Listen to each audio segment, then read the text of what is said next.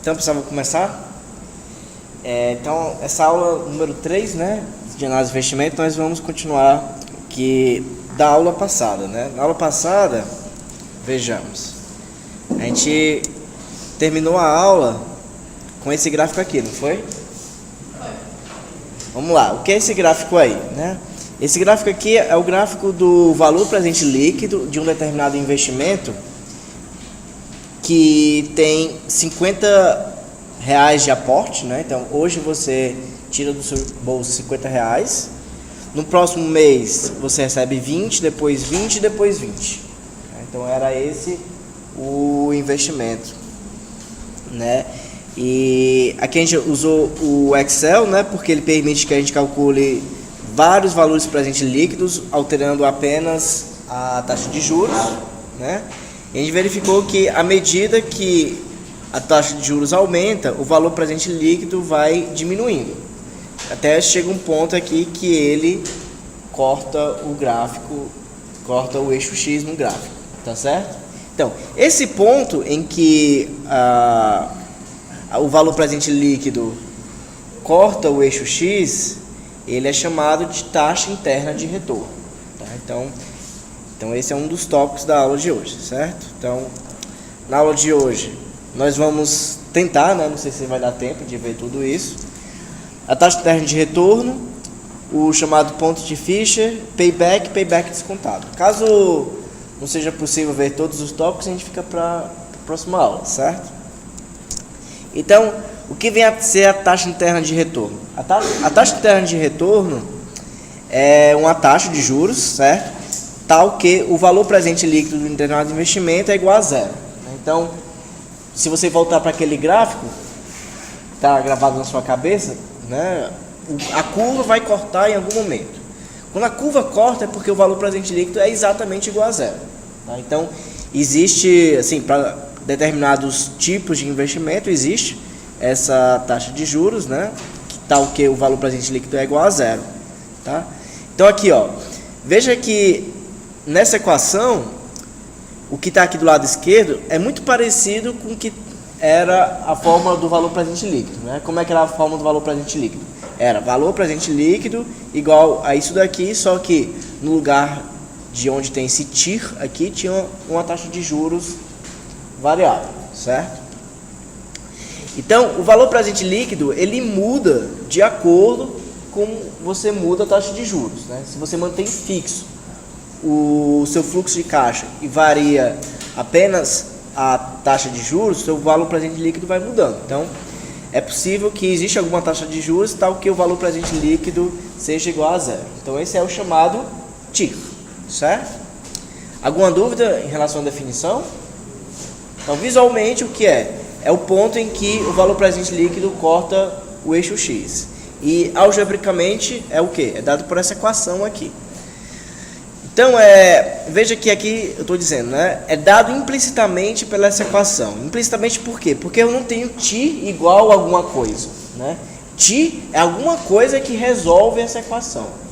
Então, só pelo fato do t ser dado implicitamente, isso gera uma série de problemas, né? Enquanto o valor presente líquido é uma coisa explícita, né? Valor presente líquido é igual a alguma coisa, o t não. Ele é alguma coisa que resolve essa equação aí, tá? Então, vamos ver como a gente pode trabalhar com isso na prática, né? Então, por exemplo, considere um investimento com fluxo de caixa dado por isso daqui. Então, sempre por simplificação, o primeiro fluxo de caixa é o fluxo de caixa do período zero. Então, aqui, se você tiver um fluxo de caixa escrito dessa forma, né, entre parênteses, aqui você vai entender que é o fluxo de caixa 0, fluxo de caixa 1, 2, 3 e 4. Se algum desses fluxos de caixa intermediários não existir, tá, obrigatoriamente tem que colocar um 0. Tá? Não existe pular fluxo de caixa. Tá? Sempre vai ter que ter algum valor ali, por mais que seja 0. Certo? Então aqui no caso não tem nenhum fluxo de caixa igual a 0. Tá? E esse aqui é o investimento como um todo. Tá, então, o que seria a taxa interna de retorno, né? Para você calcular a taxa interna de retorno, você tem que calcular o valor presente líquido desse investimento e colocá-lo igual a zero. né? Então, digamos que a taxa interna de retorno, certo, seja esse chamado TIR. Então, o que seria o valor presente líquido com essa taxa TIR, né? Por simplicidade, vamos chamar de T. Então, o valor presente líquido, como é que a gente faz? São os fluxos de caixas descontados, tá? Trazendo o valor presente. Então, vai ficar menos 200, né? Mais 30 multiplicado pela taxa de desconto, que é 1 sobre 1 mais T. Depois, mais 50, essa mesma taxa de desconto aqui, né? Ao quadrado, mais 70, essa taxa de desconto aqui ao cubo, mais 150, a mesma taxa de desconto a quarta, tá? Então surge a dúvida, como é que você vai resolver isso daqui, tá? Algebricamente, usando, por exemplo, uma calculadora científica. A resposta é que não dá, certo? Se você tivesse, sei lá, no máximo 3 períodos, até que daria certo, porque a gente vai ver daqui a pouco que isso aqui acaba virando uma equação do segundo grau, então dá para resolver. Mas se você, por exemplo, tem 4 períodos, isso aqui vai virar uma equação do quarto grau, então não dá para resolver, certo? Pelo menos não algebricamente, mas dá para resolver, por exemplo, usando a calculadora financeira, né? Como é que a gente faz para resolver na calculadora financeira? Muito simples, mais simples inclusive do que utilizar calcular o valor presente líquido. Então vamos abrir a nossa calculadora financeira.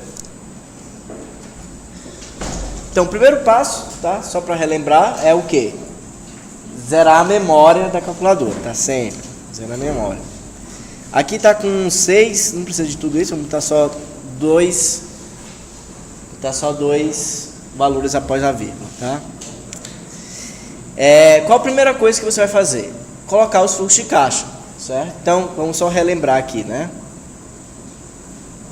O primeiro fluxo de caixa aqui dessa questão, né?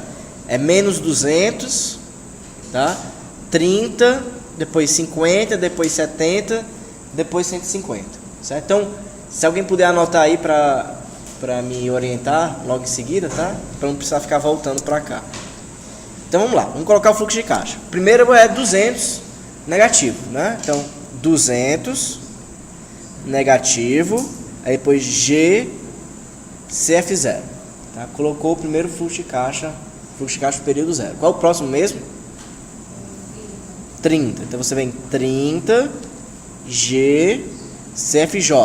Depois 50, né? G CFJ, depois 70 G CFJ e 150 G CFJ. Então, até aí não mudou nada em relação ao que a gente fazia antes, né? É colocar o fluxo de caixa na calculadora. Se a gente fosse calcular o valor presente líquido, qual seria o próximo passo? Colocar a taxa de juros, tá? Só que para calcular a taxa interna de retorno, a taxa interna de retorno é uma taxa. Então você não precisa colocar uma taxa aqui nesse momento.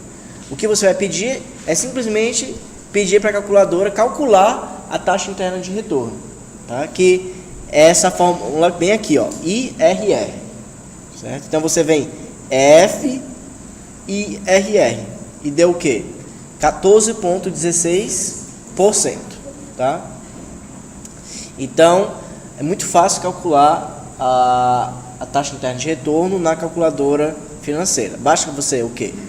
Colocar o fluxo de caixa e pedir a taxa interna de retorno fazendo F IRR, tá certo?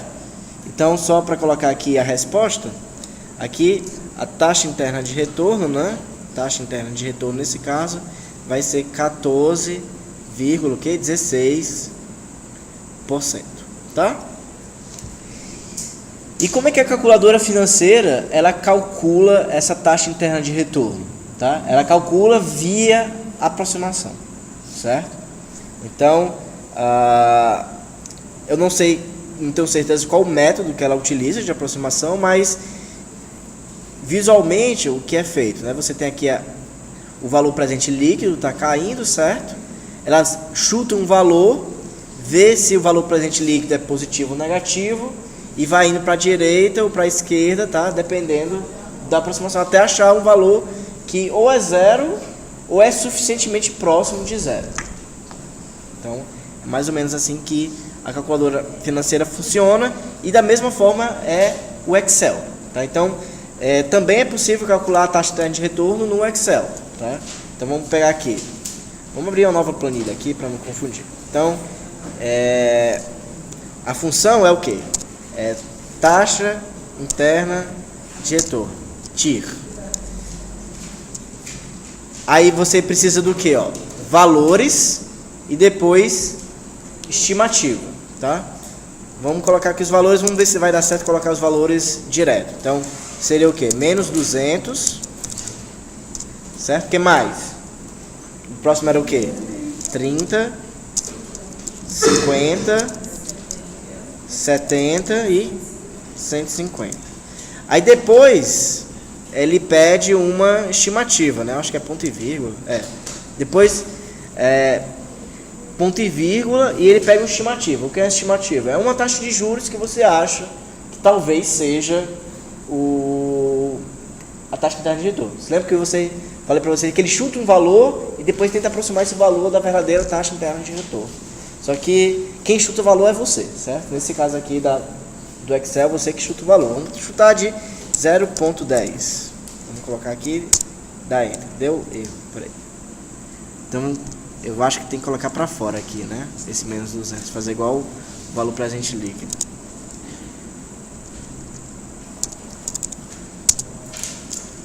Não deu certo de novo.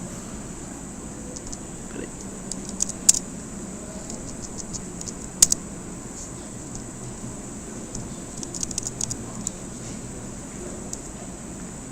Menos 200. Deixa eu tirar essa estimativa, talvez não seja obrigatório. Não deu certo. Vamos consultar a nossa amiga internet, né? Taxa